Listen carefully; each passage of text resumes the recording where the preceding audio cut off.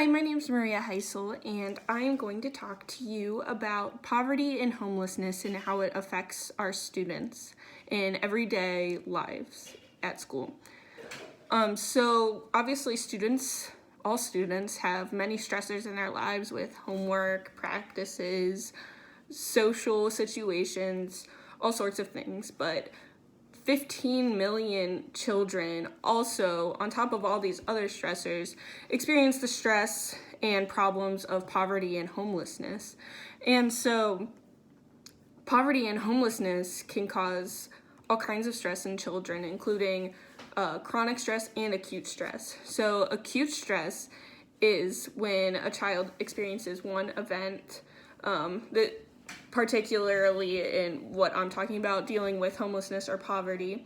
And this causes lots of stress and causes the child not to be able to focus and all sorts of other things. This child can also experience chronic stress, which is normally what we see more with the students experiencing poverty and homelessness. And these are stressors that the child faces every day and is over a long period of time.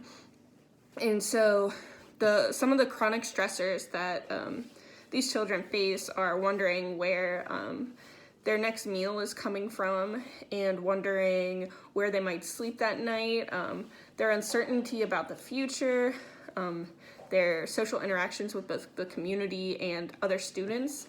And so this chronic stress spills over into the students' academic life.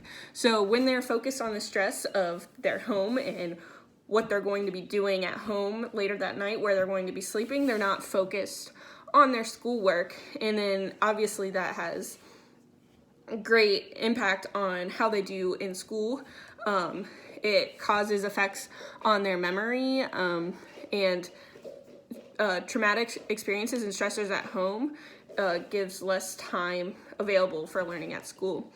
Another effect of homelessness and poverty in students is relationships and parents' involvement. So this can also create lots of stress for the child. So their parents may be working multiple jobs.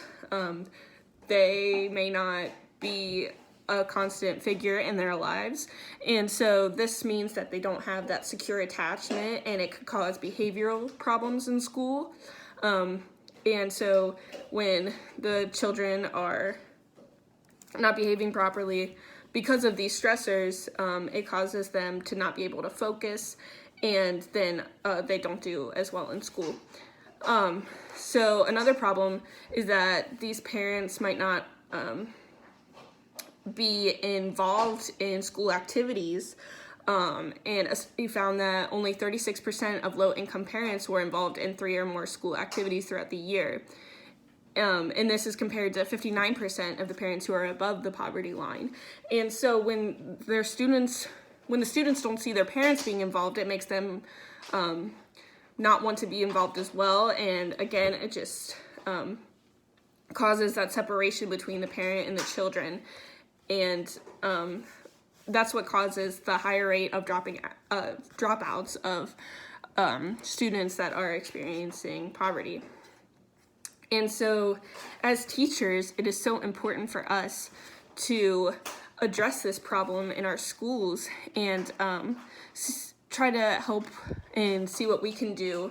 One of the things that we can do, if possible, we can give them pieces of clothing if they need it. We can give them a pencil or a coat.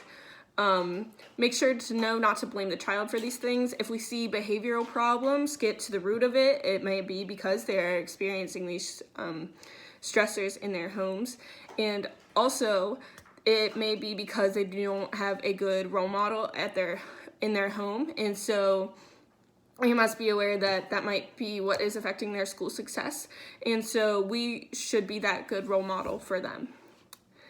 Thank you for listening. And that is my short elevator speech on homelessness and poverty in students. Thanks.